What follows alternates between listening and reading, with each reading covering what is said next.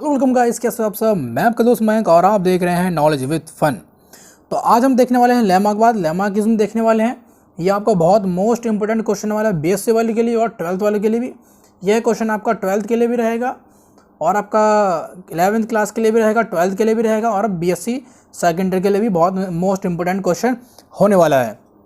तो वीडियो को लास्ट तक देखें, चैनल को सब्सक्राइब कर दीजिए और वीडियो को लाइक कर दीजिए।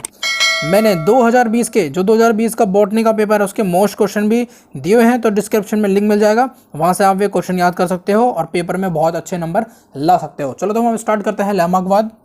ठीक है। जैव विकास पर पहला तर्कसंगत सिद्धांत फ्रांसीसी जीव वैज्ञानिक लेमार्क ने प्रस्तुत किया था। ठीक है। जो जैव विकास का पहला तर्क है वो लेमार्क ने प्रस्तुत किया था, जो 1809 में इस सिद्धांत को लेमार्क का सिद्धांत कहा गया। ठीक है। 1809 में इस सिद्धांत को लेमार्क का सिद्धांत कहा गया। ठीक है। यह सिद्धांत निम्न 4 मूल धारणाओं पर आधारित है। मतलब जो सिद्धांत है 4 मूल धारणाओं पर आधारित है। ठीक है।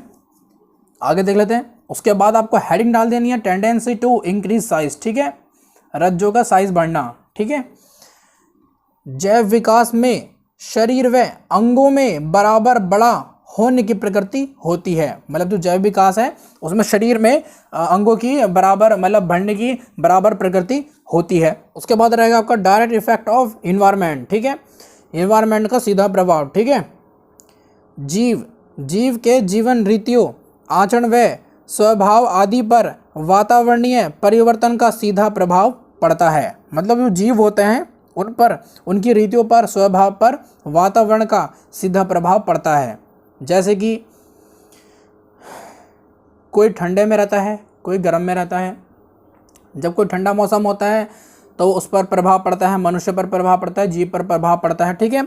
तो वह उससे प्रभाव डालता है और इन प्रभावों से जीव शरीर की आकृति व रंग, ठीक है, स्वास्थ्य पर विकास आदि लक्षण प्रभावित होते हैं। मतलब जो आपके जीव होते हैं उनकी आकृति पर भी, रंग पर भी और स्वास्थ्य पर भी, उनके विकास पर भी पूरा प्रभाव डालता है आपका इन्वायरमेंट। ठीक है। आपका जो इन्वायरमेंट है वातावरणीय परिवर्तन होता रहता है। ठीक है। उसके बाद हेडिंग डालेंगे आप, effect of use and miss use of organ. ठीक है। मतलब इफेक्ट मतलब आपका प्रभाव, जो यूज होने वाले ऑर्गन्स हैं, मतलब जो अंग होते हैं आपके, यूज होने वाले अंग और बिना यूज होने वाले अंग। ठीक है, ऑर्गन्स।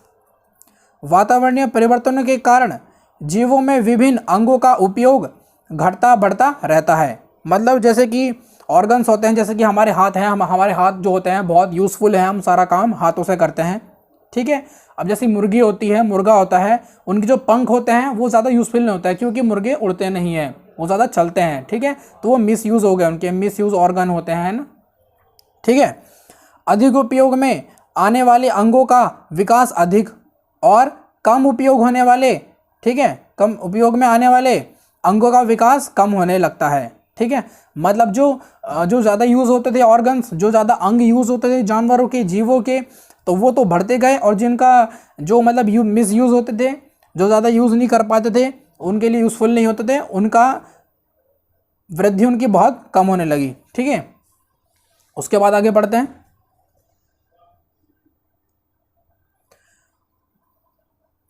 उपाजित लक्षणों की वंशागति। ठीक है। उपाजित लक्षणों की वंशागति बतानी है। ठीक है। इनकी वंशागति जीवों के जीवन काल में वातावरण के प्रभाव से या अंगों के अधिक व कम उपयोग के कारण जो भी परिवर्तन जीव शरीर में हो जाते हैं उन्हें उपाजित लक्षण कहते हैं। ठीक है। उन्हें उपाजित लक्षण कहते हैं, जो भी चेंज हो जाते हैं।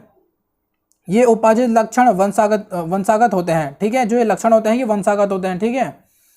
माता पिता से संतानों में पहुंचते हैं। लेमार्क का यही उपाजित लक्षण की वंशागति का सिद्धांत लेमार्क के आधारशिला है। ठीक है। मतलब जो लेमार्क वाद थे, इन्होंने ये बताया था जो माता पिता के संतान में जो पहुंचता है, लक्षण पहुंचते हैं, उसी को मतलब उपाजित लक्षण की वंशागति का सिद्धांत लेमार्क की आधारशिला है। ठीक है। उसके बाद आपको हेडिंग डालनी है आपको एविडेंस ऑफ मतलब लेमार्किज्म। ठीक है। लेमार्कवाद के आपको प्रमाण बताने हैं। ठीक है। एविडेंस उन्हें कहते हैं जो प्रमाण होते हैं। ठीक है। इसे देख लेते हैं। अपने सिद्धांत के पक्ष में लेमार्क ने निम्न उदाहरण दिए हैं जो कि इस प्रकार हैं। ठीक है, अब आपको एविडेंस बताना है, उसके बाद आपको हेडिंग डाल देनी है एग्जाम्पल ऑफ अफ्रीकन जिराफ। ठीक है, अफ्रीकी जिराफ का उदाहरण। ठीक है, उसके बाद जो उदाहरण दिया था वो अफ्रीका जिराफ का दिया था। ठीक है, अफ्रीकी जिराफ रेगिस्तानी में रहता है। ठीक है, लेमार्क के अनुसार इनके पूर्वजों में अंगली, टांगे व गर्दन सामान्य थी। जो मतलब उनके पूर्वज थे, उनकी जो टांगे और गर्दन थी वो सामान्य थी, क्योंकि इस समय यह प्रदेश घास फूस व घने पेड़ों का हरा भरा मैदान था।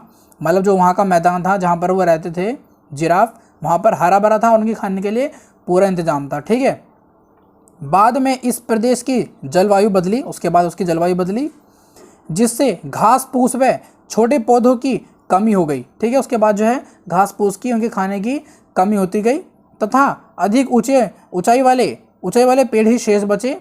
इस प्रकार अफ्रीकी देशों में रेगिस्तान बनने लगे। उसके बाद जो है वहाँ पर रेगिस्तान बनने लगा, वहाँ पर सूखा पड़ने लगा। ठीक है, अतः जिराफ ने पेड़ों की पत्तियों तक पहुँचने के लिए अगली, टांगे व गर्दन को अधिक ऊंचाई पर पहुँचने के लिए ऊपर उठाया। ठीक है, उन्होंने जो है फिर अपने गर्दन को ऊपर उठाना स्टार्ट कर दिया। ठीक है, अपना पेड़ पर जो पत्ते लगे होते हैं उनको खाने के लिए, जिससे अधिक उपयोग के कारण अगली टांगे व गर्दन लंबी होती गई। ठीक है, जो अगली टांगे हैं और गर्दन है वह लंबी होती गई। पीढ़ी दर पीढ़ी वंशागत होकर यह लंबी जिराफ की वर्तमान जाति का लक्षण बन गया। जो बाद में है वंशागत, बाद में जो चलता रहा, वो आज की जो आपकी वर्तमान में जो जाति पाई जाती हैं जिराफों की, वो अब ऐसे पाने लगी। ठीक है, उनकी गर्दन अब लंबी पाई जाती है और उनकी अगली टांगे लंबी पाई जाती हैं। उसके बाद आपको हेडिंग डाल देनी है सर्पों का उदाहरण। ठीक है, उन्होंने फिर उसके बाद जो है सर्पों का उदाहरण लिया। लेमार्क ने अंगों के कम उपयोग के कारण अवशेषी होने का उदाहरण सर्पों से लिया। ठीक है, मतलब लेमार्क ने जो मिसयूज़ होते थे ऑर्गन्स या उनके जो, ठीक है, अनुपयोग होते थे, सर्पों से लिया उसका उदाहरण। ठीक है, उनके उदाहरण सर्पों के पूर्वजों में टांगे थी। मतलब पूर्वज जो उनके थे उनमें टांगे होती थी, सांपों की टांगे होती थी। जियो। ठीक है, सर्पों का शरीर लंबा ऊंचा हुआ, बाद में जो है उनका लंबा और ऊंचा हुआ शरीर। घास फूस में तेजी से दौड़ने वाली व बिल में छुपने, ठीक है, छुपने और घुसने से टांगों का उपयोग नहीं हुआ। बाद में जो है उनका टांगों का उपयोग नहीं हुआ, इसलिए इन्हें पूर्वजों ने टांगों का उपयोग छोड़कर रेंगने की आदत डाली, जिससे टांगों का निरंतर छोटे होते रहना इसकी विलुप्त का कारण बना।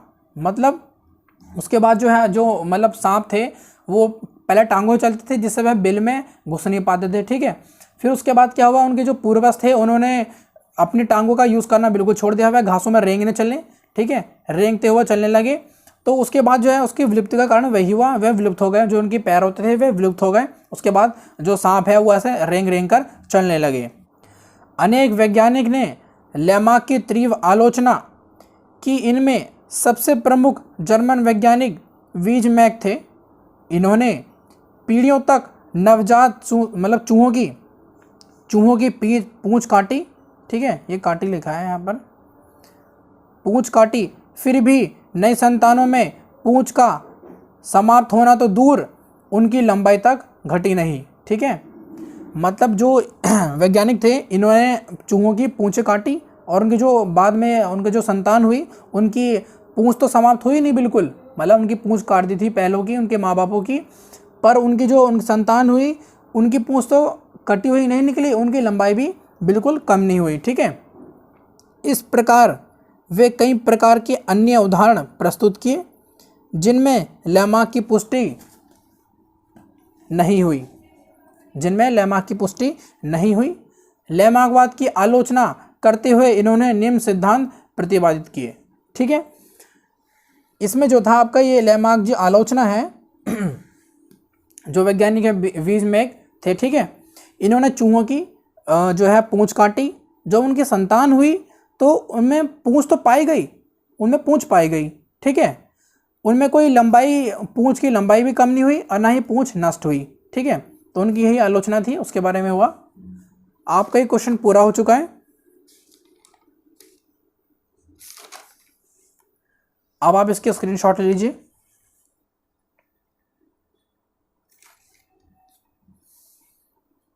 अब यहां से आप इसके स्क्रीनशॉट ले लीजिए।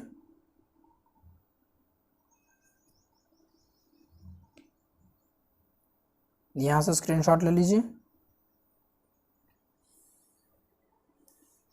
उसके बाद ये भी स्क्रीनशॉट लीजिए, थोड़ा सा रह चुका है, हो गया। उसके बाद आप ये लीजिए,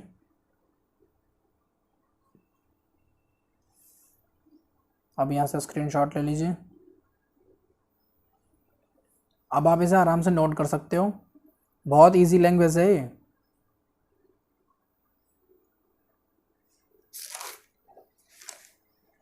जब बोलते टाइम कुछ मिस्टेक हो जाती है उसके लिए सॉरी,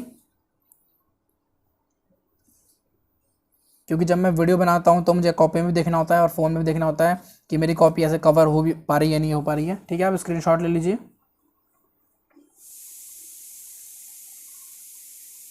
अब यहाँ से स्क्रीनशॉट ले लीजिए। उसके बाद ये लास्ट यहाँ से इसका स्क्रीनशॉट हो गया है, यहाँ से स्क्रीनशॉट ले लीजिए। बस आपका इतना ही था लेमा अखबार। ठीक है, लेमा अखबार आपका पूरा हो चुका है। तो वीडियो अच्छी लगी तो लाइक कर देना और चैनल को ज़रूर सब्सक्राइब कर देना। मिलते हैं अगली वीडियो में। जय हिंद, जय भारत।